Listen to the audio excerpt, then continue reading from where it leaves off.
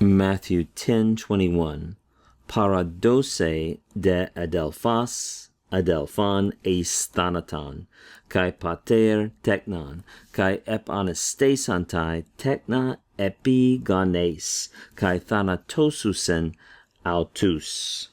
Jesus continues to warn his disciples of the difficulties that will come as they take the gospel to the ends of the world. We read, now brother will hand over, meaning betray, brother to death, and father child. Obviously, there's an ellipsis here of these ideas, right?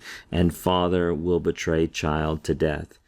And children will rise up against parents and will put them to death, right? Put to death them.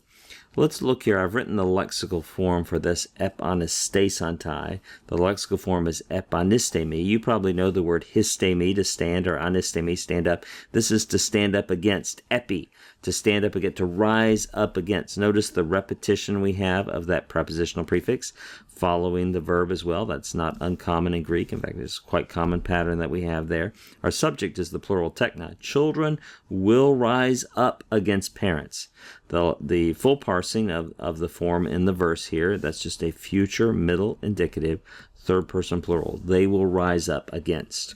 Finally, let's look at the parsing of thanatosusen, right? That's from the lexical form thanatao, to put to death. Thanatao, to put to death. Notice how we have a sigma there. Notice how the contract vowel has lengthened prior to this tense formative. A third person plural ending. This is just a future active indicative, third person plural. They will put to death. They will put to death them. Or in probably more normal English, they will put them to death. Or perhaps within the context, we should understand it, they will cause them to be put to death.